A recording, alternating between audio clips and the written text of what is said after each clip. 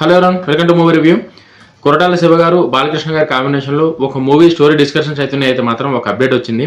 ఒకవేళ ఇదే కనుక నిజం అయితే ఖచ్చితంగా ఇంకా ఆ కాంబినేషన్కి ఎవరు ఊహకి ఎంత అనుకుంటే అంత. మనందరికీ తెలిసిందే బాలకృష్ణ గారికి ఉన్న మాస్ ఇమేజ్ కానీ, బాలకృష్ణ గారికి ఉన్న మాస్ ఫాలోయింగ్ కానీ, చాలా కూల్గా చాలా పెద్దగా కనిపించే కొరటాల శివ గారు లోపల ఉన్న మాస్ గురించి కూడా మనందరికీ తెలిసిందే. గత మిర్చి దగ్గర నుంచి దేవర వరకు కనుక చూసుకుంటే ఇంకా కొరటాల శివ గారు మాస్ ఏ రేంజ్ ఉంటుంది అన్నది మనం ప్రత్యేకంగా మాట్లాడుకునే అవసరం లేదు. ఇంకా బాలకృష్ణ గారి మాస్ గురించి, బాలకృష్ణ గారి యాక్షన్ గురించి అంటావా, ఇంకా అది చరిత్ర మనందరికీ తెలిసిందే. ఈ కాంబినేషన్ కోసం నందమూరి ఫ్యాన్సే కాదు, బాలకృష్ణ గారి ఫ్యాన్సే కాదు, ఇండస్ట్రీ కూడా వెయిట్ చేస్తుంది. ఒకవేళ ఈ కాంబినేషన్ కనుక వర్కౌట్ అయ్యి, ఈ స్టోరీ డిస్కషన్ కనుక సక్సెస్ఫుల్ అయ్యి ఇంకా సెట్స్ పైకి వెళ్ళిందా, ఇంకా ఈ సినిమా రికార్డుల గురించి మనం ఎంత మాట్లాడుకున్నా తక్కువ అన్న కాడికి ఉంటుందని చెప్పి నేను అనుకుంటున్నాను.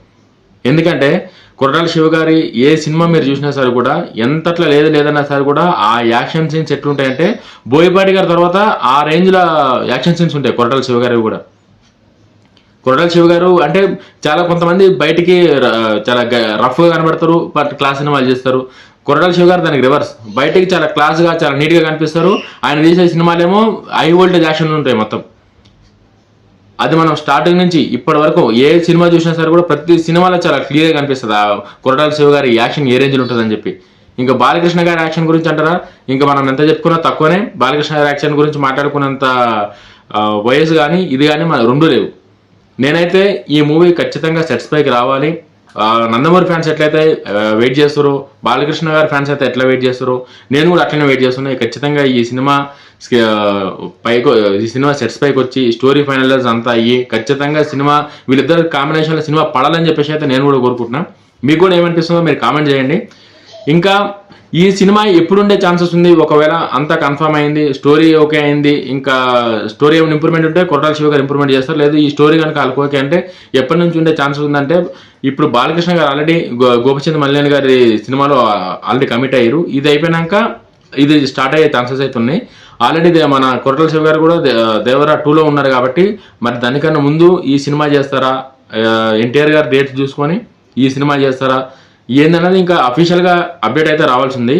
ఒక్కటైతే పక్క, వీళ్ళిద్దరు సినిమా కాంబినేషన్లో సినిమా కనుక పడింది అని అంటే మాత్రం ఇంకా మాస్ సినిమాకి ఇంకో కొత్త ఇమేజ్ అయితే వస్తుంది. మాస్ సినిమాకి కేర్ ఫెటర్ అయితే అవుతుంది ఖచ్చితంగా.